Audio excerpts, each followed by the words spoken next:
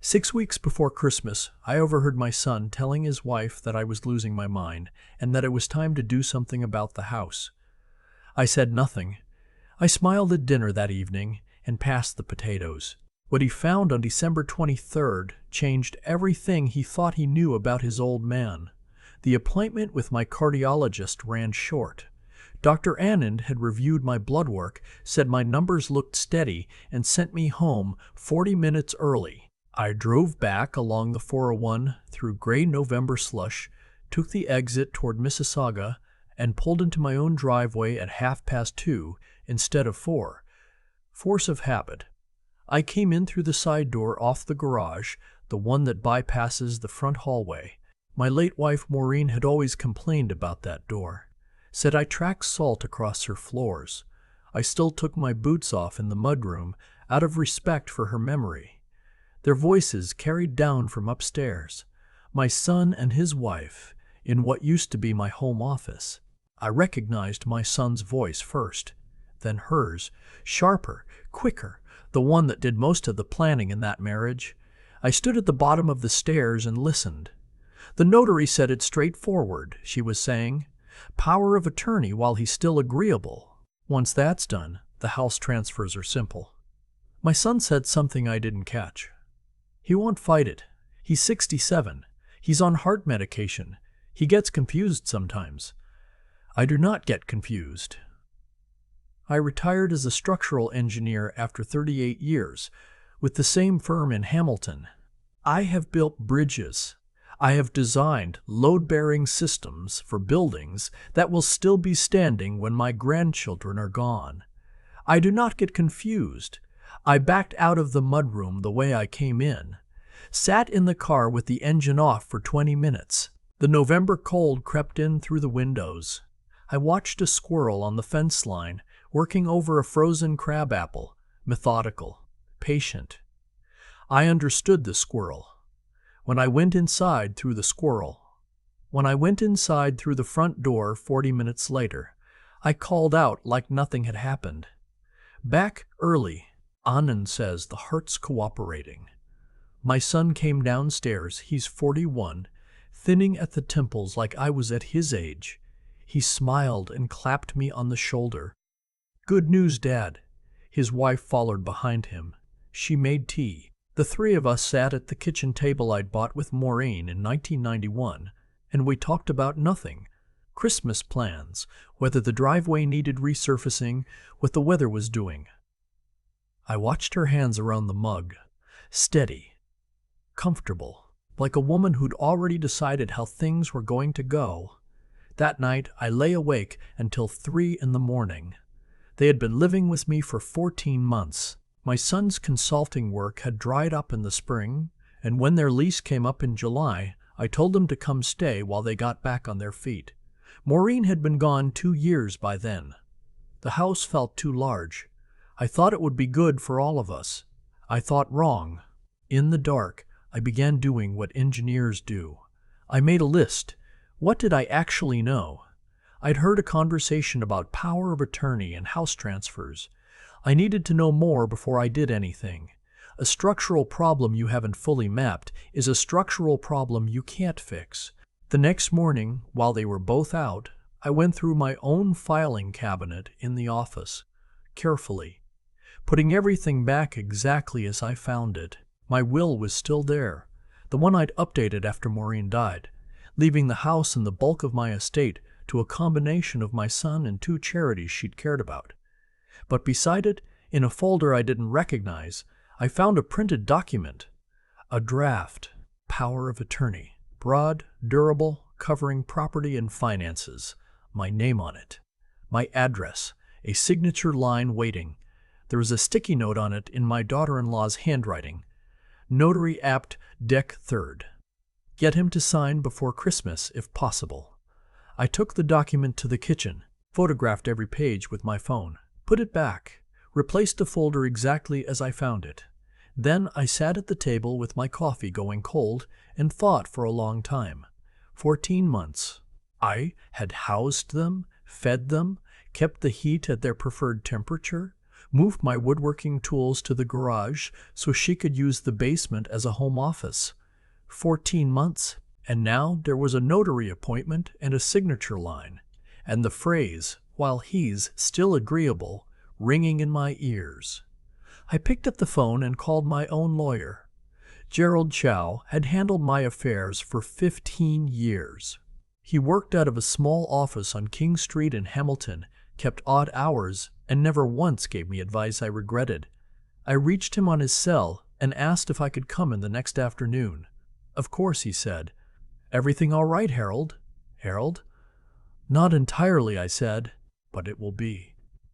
Gerald listened for an hour. He looked at the photographs of the document. He asked careful questions about what I'd heard, what I'd found, and what my son's relationship to my estate currently looked like on paper. Then he leaned back and said what good lawyers say when they see a problem they can solve. "You have options." The most immediate option was the house. My home in Mississauga, a 4-bedroom on a quiet crescent, bought in 1988, was assessed at just under $1.1 million. It was in my name alone. Maureen and I had been careful about that, after watching a friend's estate become a legal nightmare when both spouses were on title. The house was mine, fully. And critically, Gerald confirmed what I'd suspected. No power of attorney had been filed yet. No legal proceedings had begun. I was entirely in control of my own affairs, and I would remain so unless I signed something or a court decided otherwise. "Can they pursue a capacity assessment?" I asked. "They can try," Gerald said. "But it's not something that happens quickly or easily in Ontario. They'd need medical evidence. A formal process. Months minimum, and only if there's genuine evidence of incapacity. Which there isn't." "Which there isn't," he agreed. "Harold, you presented yourself to me today, organized your thoughts clearly, brought documentation, and correctly identified a potential legal threat to your assets. That is not the presentation of a man lacking capacity." "Good. Then we planned. I did not sell the house. Gerald advised against it. Too blunt, too fast, and potentially disruptive to my own tax situation. Instead, we focused on something more targeted. I had the will updated immediately. The house would now flow into a trust on my death, administered by Gerald's firm, with distributions to my son contingent on him having no outstanding claims against the estate and no history of having attempted to access my assets without consent. The 2 charities, Maureen's Heart Foundation and a youth housing organization in Hamilton, received expanded shares. I also opened a new account at a different bank, TD, not the Scotiabank where my son had once been listed as an emergency contact. I moved a significant portion of my liquid assets, GICs and savings, into the new account. Not hidden, entirely legal, simply separate. Gerald drafted a letter, signed and notarized, confirming my mental capacity as of that date, supported by a brief letter from Dr. Passett, Anand, confirming my cognitive health. That went into a sealed file at Gerald's office. Then I went home and made dinner. I became a very good actor over the following 3 weeks. I asked my son about his consulting work with the kind of vague interest a man of my age might plausibly show. I deferred to my daughter-in-law's preferences on television programs and what to have for Saturday breakfast. I mentioned once that I should probably look into getting that legal paperwork sorted out. Power of attorney, estate planning, all of it, and watched her eyes sharpen for just a moment before she said, quite smoothly, that it was a good idea and she knew a notary who was very efficient. "I'll sort it in the new year," I said. "No rush." She smiled. The notary appointment I'd seen on her sticky note came and went, December 3rd, without me mentioning it. I was deliberately unavailable that afternoon at the Hamilton Conservation Authority walking trails with my neighbor Douglas, who had no idea any of this was happening and thought we were simply enjoying the pre-winter weather. December moved quietly. My son seemed relaxed, unhurried. His wife made Christmas plans. She had invited her parents and her sister's family, a total of 9 people for Christmas Eve. I said I was happy to host. I bought wine. I helped move furniture to accommodate the folding table they wanted to set up in the dining room. I was also, during this time, making my own arrangements. I am not a man who has ever needed much in the way of space or comfort. Maureen and I used to joke that engineers make terrible nesters. We care about function, not aesthetics. What I needed now was a plan that was functional. And the function I was building toward was simple.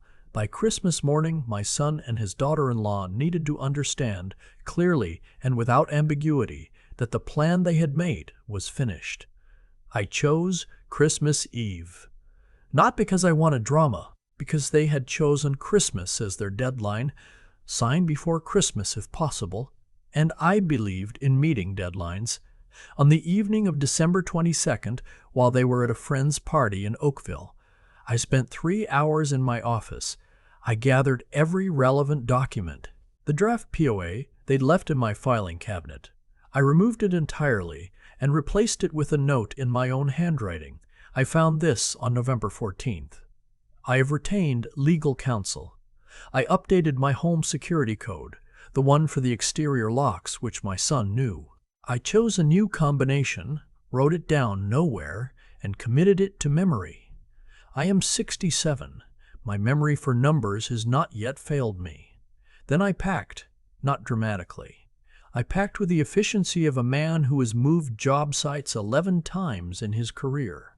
1 large suitcase, 1 carry-on bag, clothes for 2 weeks, my medications, my laptop, my external drive with every financial document I own, photos of Maureen, my woodworking notebooks, the essentials of a life. I loaded everything into the trunk of my car that evening, while they were still in Oakville, and covered it with the moving blanket I keep back there for exactly the kind of practical purpose that never involves revenge, and had now been conscripted into one. On the morning of December 23rd, I woke at 5:30, made myself coffee and toast in the quiet kitchen, stood at the window looking out at the crescent, the street lights casting orange circles on the snow, the neighbors' Christmas lights blinking on the cedar hedge next door. Maureen had loved Christmas lights. She would have found all of this sad, and also, I think, somewhat satisfying. At 6:15, before anyone was awake, I left a sealed envelope on the kitchen counter addressed to my son. Not angry, not cruel. Precise. I wrote, I know about the power of attorney. I know about the notary appointment. I know the phrase, while he's still agreeable. I have spoken to my lawyer. My will has been updated, my assets reorganized, and my legal capacity documented by both counsel and physician. The house is mine. It will remain mine for as long as I choose to live in it, and what happens to it after I am gone is no longer something you will influence. You have 30 days to make other arrangements. There is no negotiation. I love you. I hope someday you understand why I had to do this. Dad. I drove to the Marriott near Square One, checked in, paid for 2 weeks up front on my visa. The room was clean and had a decent desk, which was what I cared about. At 9:47 that morning, my phone rang. My son. I let it ring. He called again, then a third time, then a number I didn't recognize. His wife's mother, I suspected, perhaps already recruited. I let them all go to voicemail. At 11:03, a text from my son. Dad, call me right now. What is this letter? Where are you? I typed back 1 sentence. I'm somewhere safe. Read the letter again. Then I called Gerald. It's done, I said. How do you feel? I thought about that for a moment. Outside my window, the Mississauga skyline was flat and gray under December cloud. A Canadian winter, familiar, unlovely, and permanent. Like I've finished a load calculation, I said. Like the numbers came out right. Gerald had, by that point, already sent a formal letter to my son and daughter-in-law through their last known address, which was my address, notifying them that I was represented by counsel. that any attempt to pursue a capacity assessment or property claim without legitimate medical evidence would be challenged, and that the 30-day notice to vacate was legally valid given the informal tenancy arrangement that had never been reduced to a formal lease. They called Gerald's office 4 times that day. He took none of the calls. His assistant noted each one. I spent Christmas Eve at the hotel, ordered room service, a chicken sandwich and a cup of soup, which suited me perfectly, watched a nature documentary about the boreal forest, fell asleep at 9:30 with the television still on, which is something I never allow myself at home, and which felt, under the circumstances, like a small luxury. On Christmas morning, I drove 40 minutes north to Barrie, where my sister and her husband live in a sensible bungalow near Kempenfeld Bay. I had called her a week earlier and told her most of the story. She was the only person I told. She is 3 years older than me and has always been the steadier of the two of us, though she'd probably dispute that.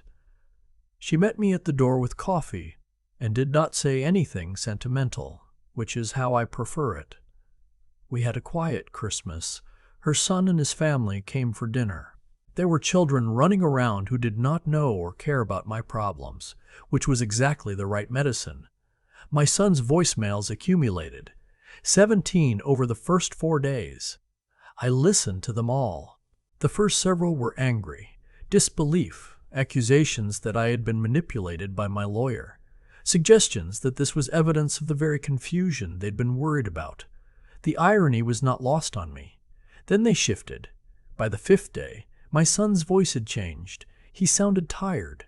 He said he didn't understand. He said he'd thought they were doing what was best for me. He said his wife had researched POA and believed it was genuinely the responsible thing to do.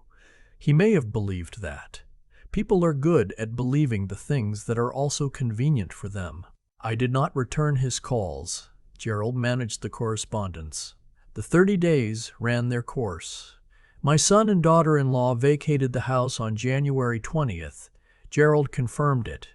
I drove home 2 days later. The house felt different in the way that houses do after something has happened in them. Larger, and also less certain of itself. I walked through every room, made note of what was missing, a few kitchen items, a lamp from the guest room, a small television. Nothing significant, nothing I couldn't replace. Gerald sent a letter documenting the items, leaving the door open to a small claims action that I privately had no intention of pursuing. It was enough that they knew I could. In February, my son sent a letter, not through a lawyer, handwritten, 3 pages. He said he was sorry. He said his wife had convinced him that what they were planning was legal and responsible, and that he hadn't thought hard enough about how it would feel from where I was standing. He said he understood if I didn't forgive him. He said he loved me. I read it several times. Put it in a drawer. In March, I received confirmation from Gerald that my daughter-in-law had, through a separate solicitor, sent a formal complaint to the Law Society of Ontario about Gerald's conduct. The complaint was assessed and dismissed within 6 weeks. Gerald found it mildly entertaining. I found it clarifying. It told me something about her that the letter from my son had made me momentarily want to forget. I renovated the basement in April, converted it back to the workshop I'd surrendered 14 months earlier. New workbench, proper lighting, a decent dust collection system I'd been wanting for years. I built a cabinet for the garage, then a small bookshelf, then a coffee table I didn't need but enjoyed making. The work was quiet and required precision, and there was nothing in it that reminded me of what had happened. In May, I had lunch with my son. Alone. Without his wife, which I'd specified as a condition, and he'd agreed to without argument. We sat in a diner in Burlington for 2 hours. He ordered the same thing I did, eggs and rye toast, because he always has, ever since he was 12 years old and started insisting he could order for himself. I noticed that. It made me sad in the way that loving someone you're also furious with tends to make you sad.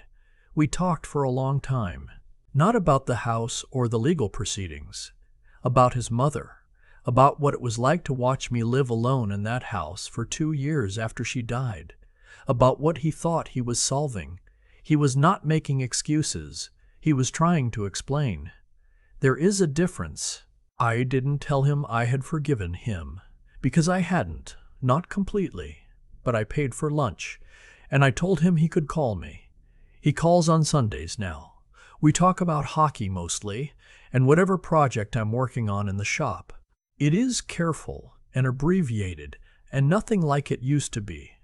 And I think it may get better over time. And I think it may not, and I've made a kind of peace with not knowing which. My daughter-in-law does not call. I don't expect she will. The house is quiet in the way I used to find lonely, and now find simply quiet. I have relearned all my old habits. The coffee at 6, the crossword, the walk before dinner, regardless of weather. I had supper with Douglas and his wife most Fridays through the winter. I signed up for a course on timber framing at the college in Hamilton, which I start in September, and which has nothing to do with any of this, and everything to do with the fact that I am 67 and not yet done learning things. Maureen would have handled all of this differently. She would have confronted them the same night, probably, clear-eyed and without hesitation. She was better at that than I was. I used to think her approach was too direct. Now I think we were just built differently, and that's all right. What I know is this. I heard a conversation I was not meant to hear. I did not panic. I did not confront. I did not make accusations I couldn't support. I went to a lawyer. I protected what was mine, and I gave my son every opportunity to understand what he had done. What happened after that was his own arithmetic. I built things my whole career by understanding where the load was, where the weakness was, and how to reinforce the structure before it failed. That is not a cold way to live. It is a precise one. The house is mine. The workshop is mine. The Sunday calls are mine. The quiet is mine. I built every one of them on something that holds.